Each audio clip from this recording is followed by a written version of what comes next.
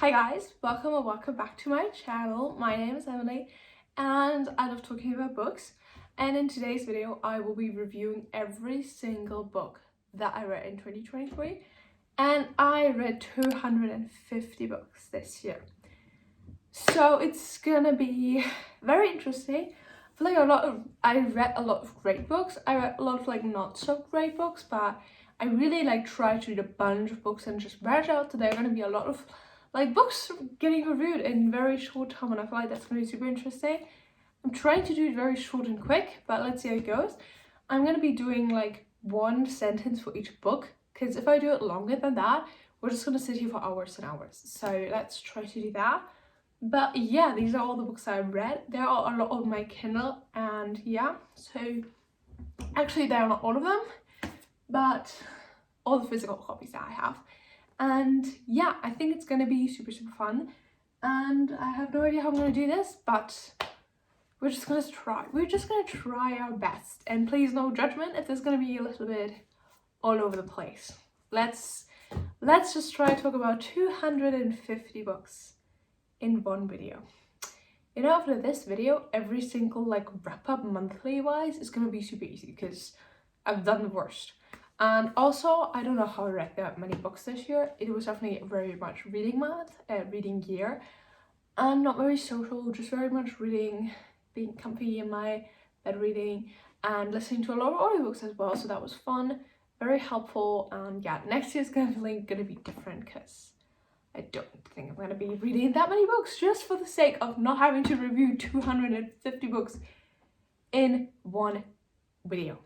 So let's just get into it. Now, let's get into thrillers that I've read, which were so many. Actually, I only have two piles with me, but I had a lot of them on my Kindle, so that's cool. But let's start with the reread that I did this year, which was If You're Villains. I love this book. I have the special edition, which is also signed, so I love it, and I was listening to it again, and it was great. Academia book. Great subplot of romance. I have actually no space to put books anymore, so sorry books. Then I read Home Before Dark, which was a very spooky book about a haunted house by Riley Sager, and I really enjoyed it during the October spooky season. Everyone Here is Lying by Sherry Lapina is actually signed, and a very fun neighborhood twisty thriller that I read in like one sitting and had a great time.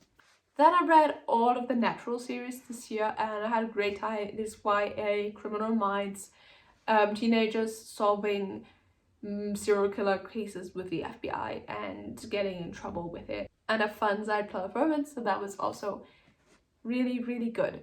I also reread the Truly Devious series this year just for funsies during October because it's super spooky and perfect for fall, so would recommend it if you want to read fun boarding school mysteries.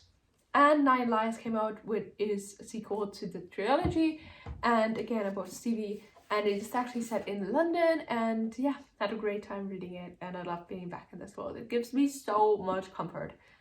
Then I read Then She Was Gone, which started my Lisa Jewell obsession, and I absolutely love her and her writing, and I don't have many thrillers by her left, which is so sad and I want to cry.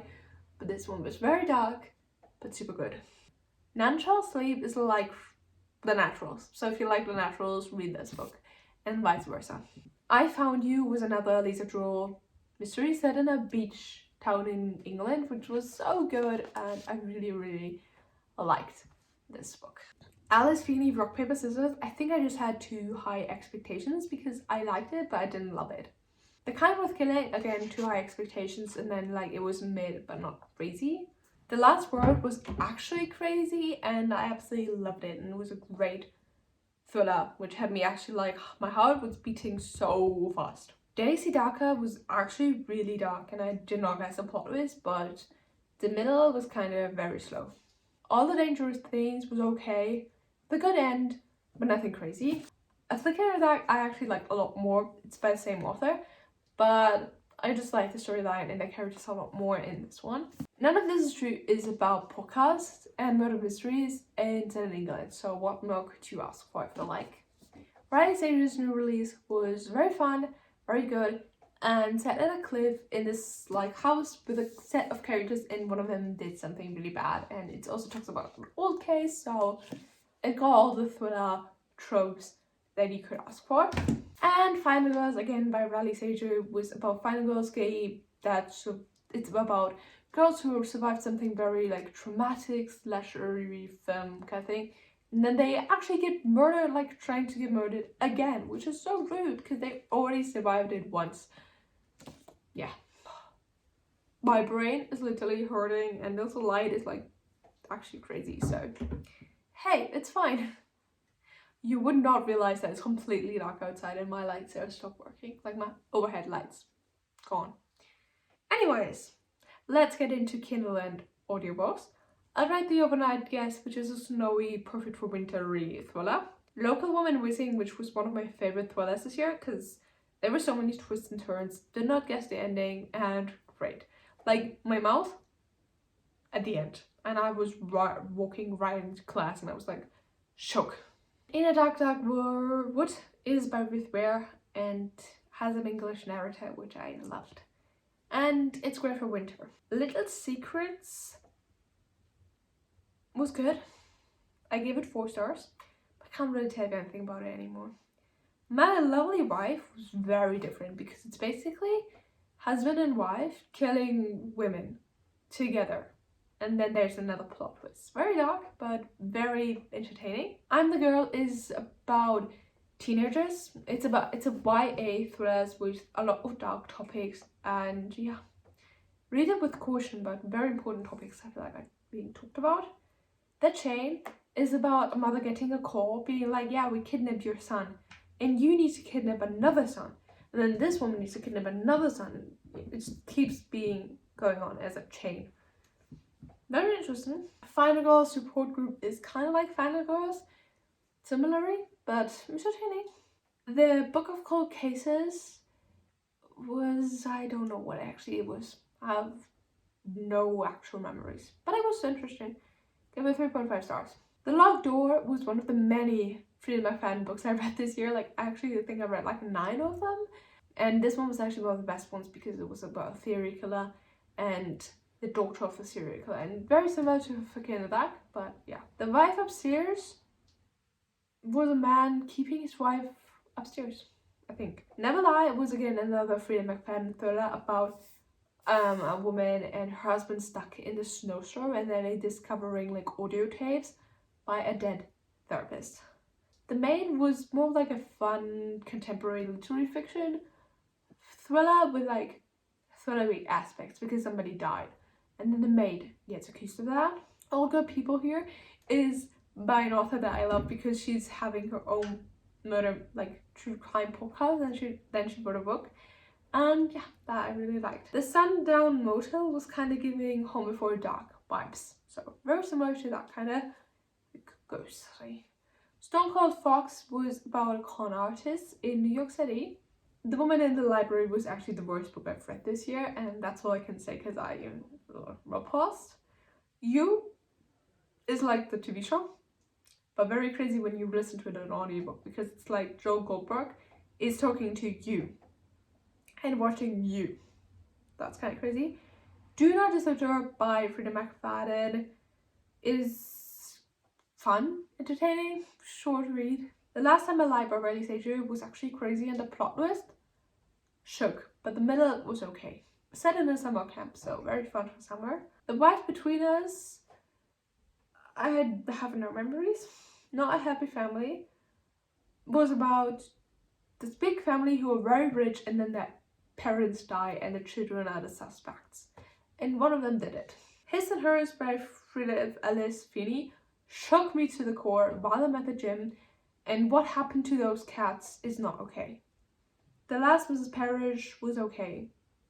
More Than You'll Ever Know was about a woman having 2 husbands and then one murders the other one.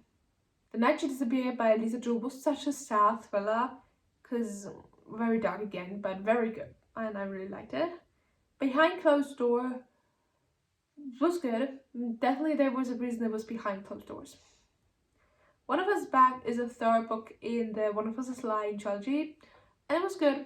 Didn't have that high expectations because like why would they write another one? It should have been a standalone, but it was actually fun. So if you like the world, you can read the next one. The Housemaid and the Housemaid's Secret by Lisa McFadden started my obsession, and I really like these books, and they're also always very entertaining, so I do enjoy that. The Villa was set in Italy at a big Italian villa, which was definitely the best part of this book. Five Survive by Holly Jackson was one of my most anticipated reads, and it did not disappoint.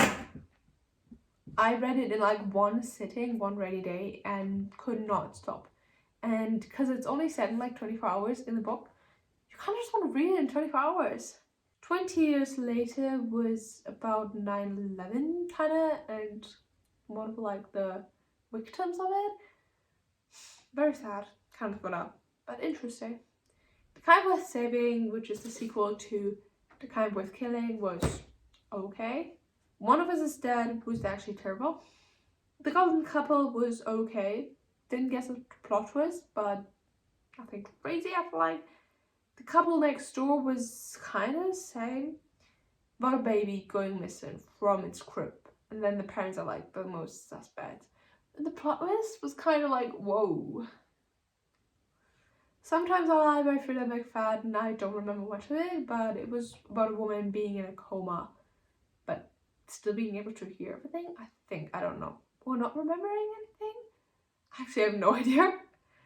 The Other Misses by Mary Kubisa is a neighborhood thriller, which is very fun, and I always love her twists and turns and never is boring, you know? One by One is about a group of friends who go into the woods and then being killed one by one.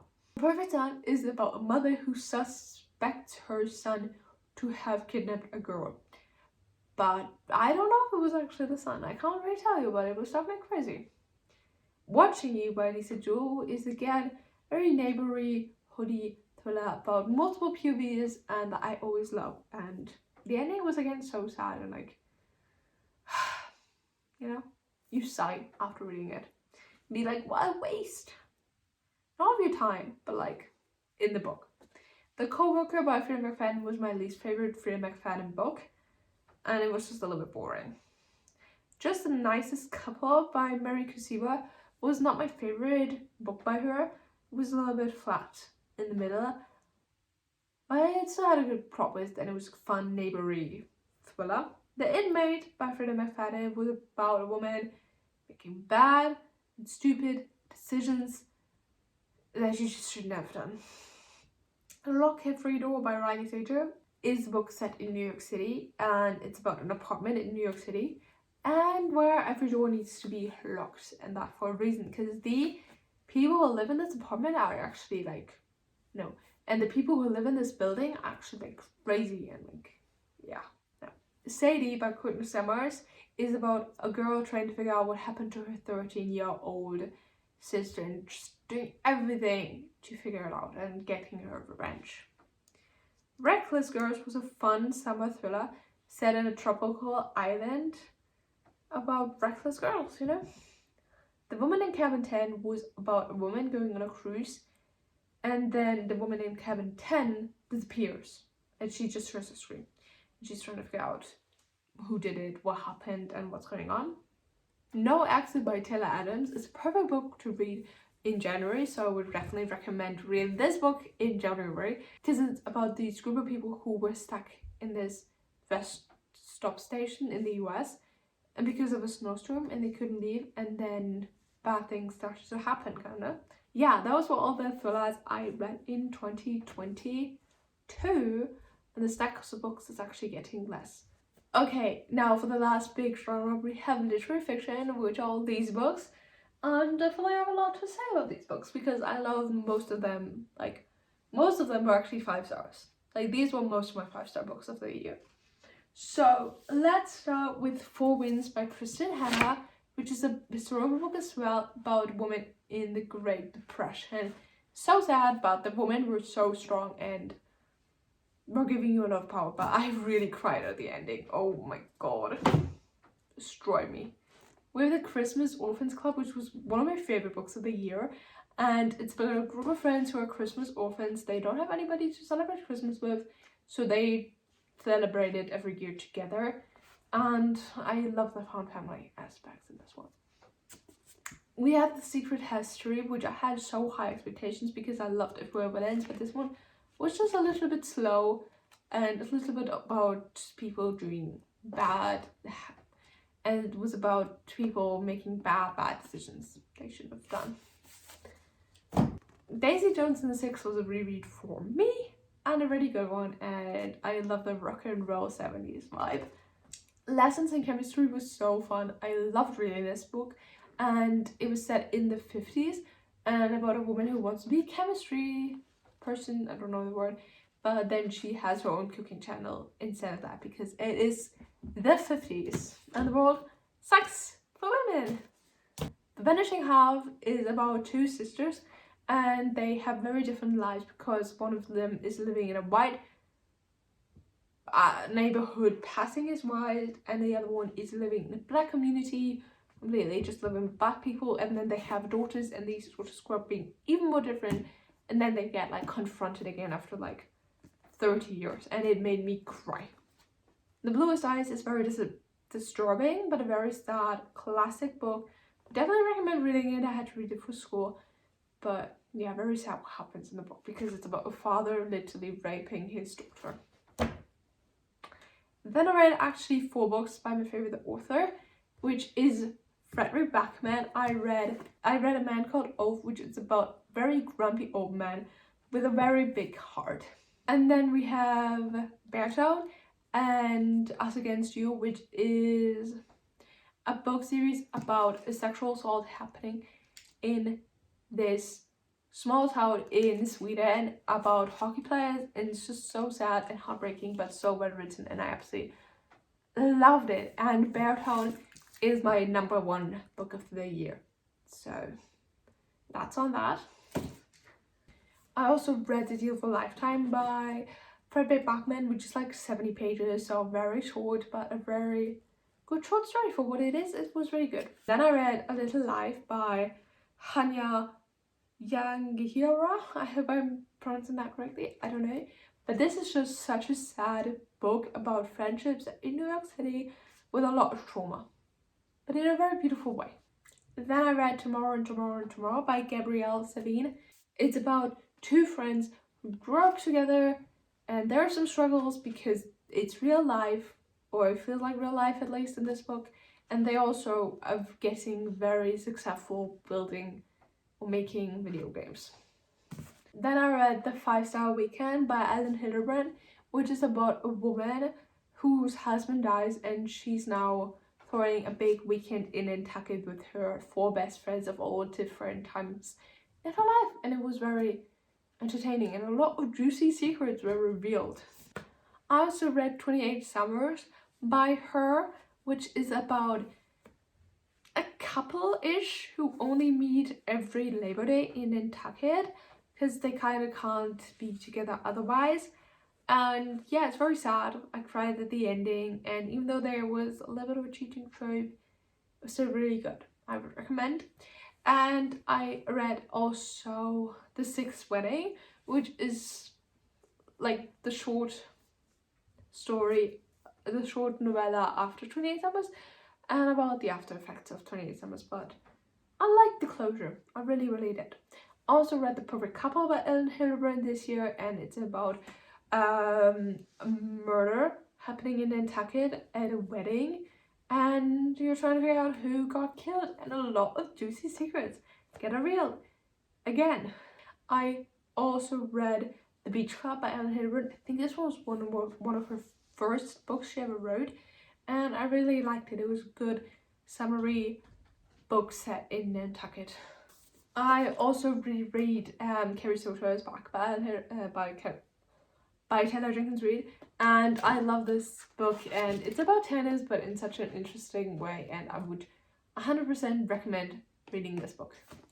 And I read The Shards this year, which is very lengthy, and I actually did DNF it like halfway through. I actually don't remember where I DNF'd it, But yeah, this was just too weird for me, honestly. It was just too weird. Now let's get into most of them are actually audiobooks that I also read, which was Take My Hand by Dolan Perkin Valdez, about a real story that was set back in the 70s, I think, women's women's contraception. I hope that's the right word. I don't know. But yeah, very sad, very much about discrimination because they were black, and very sad what happened, and very important topic I would like to learn about. And I also read A Black Cake by Jermaine Wilkerson, which was about a woman dying, and then this children discover a lot of secrets about her. I also read Eleanor Oliphant is Completely Fine. Spoiler alert, she was not fine, but she's getting better, and it was a beautiful story about that. I also read Hobbit, or listened to that, and I don't really actually remember a lot. Didn't like it. It was just very always the same kind of thing. I don't know. I also listened to Mary Jane, which was such a fun YA audiobook set in the 70s about a young girl who doesn't know anything about the world. Very growing up, very sheltered, with her very Christian parents, and then she's babysitting for a very hippie family, and she learns a lot, and it's so funny. I also listened to The Great Alone by Kristen Hanna, which was a very good audiobook, absolutely heartful, about women growing up in Alaska in the 70s, and absolutely beautiful. My Year of Rest and Relaxation by Tessa Moshfegh was different because she's just sleeping for a year, but in an entertaining way. Yaba Buena is an audiobook about two people living in LA. I don't actually remember. I just like the LA part, I think, the most. Beautiful World Where Are You by Sally Rooney was on my 2023 TBR, so I read that last week or something to check it off. And it was okay. Didn't like it, but it was okay. I liked the accents. That was entertaining, like the Irish accents. Great. Remarkably Bright Creatures by Shelby Van Pelt was such a different book because it's about a speaking octopus and a very old woman, and it's just very comforting and interesting and something different, you know? Such a Fun Age is about a nanny who is a black girl. It's about a black girl who's nannying a white child, and then the police get called because they think she kidnapped her. And I feel like it should have talked more about that discussion, and it was more like about what is she doing with her life, why is she still a nanny. Yeah, but it was good. All the Light We Cannot See is a historical book about World War II, and very sad, but yeah, very confusing. I honestly don't know, like, couldn't explain it to you very good in one sentence. Now let's get into some like little smaller genres that I didn't read that many books of, or maybe they were in other like genres as well. But let's talk historical fiction a little bit more. And I've read The Alice Network, which is again about World War II and about women in World War II and about spies in World War II. A Curious Beginning is a long series, and I read the first book, and it was entertaining. I liked it, and it has some murder mystery aspects set in the 1900, I think. I actually read quite a few memoirs, so let's talk about them. I read Beyond the Wand by Tom Felton, which was such a funny memoir that I absolutely loved, and for any Harry Potter fans, I would recommend reading it. Then we have I'm Glad My Mom Died, and I'm glad her mom died too, you know, and it was very sad to see how she grew up. When Breath Becomes Air is a very sad memoir about a doctor dying of cancer. Everything I Know About Love is more of a funny book about what's going on in London dating wise, and yeah, very felt like big sister advice.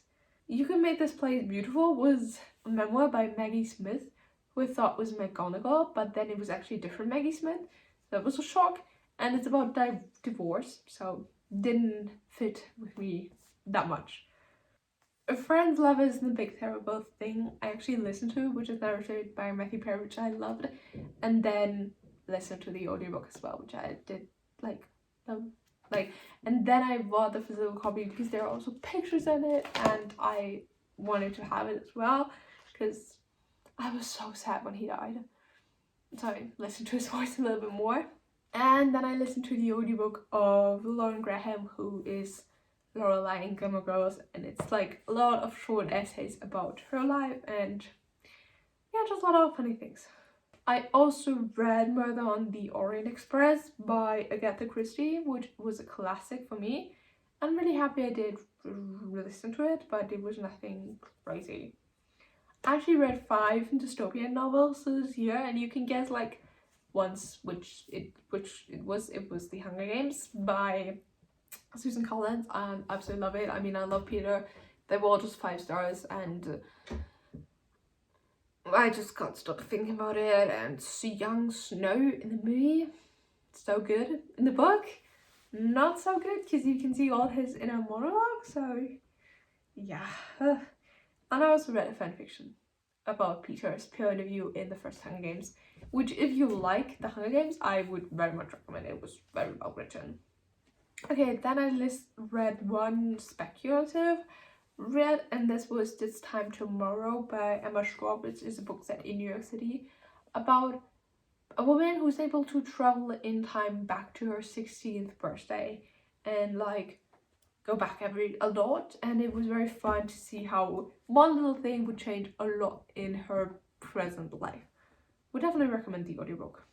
I read one book about poetry, which was Clap When You Land, which is about 2 sisters who don't know they exist, but then the dad dies and they learn of their other's existence, and it's written in like poems, which is very fun in a very different type of way. I also listened to the audiobook of The Gunkle by Stephen Rowley and absolutely loved it. It was so good and would totally recommend. It's set at Palm Beach, which I loved, and it was very fitting because we were just there, and it's about the gay uncle of a couple of kids and he's taking care of them for the summer, and it's just very heartful and comforting. And I think these were all the books I read in 2023. It should have been 50 unless I forgot a book. I hope I didn't, but let's hope I didn't. Anyways, yeah, these were all the books I read, and I hope you enjoyed watching. I hope you got some new recommendations out of this, and I hope I see you in another video in 2024. And please let me know your favorite book of the year. Would love that. Mine was A Little Life in Beartown and Six of Crows. Okay, bye.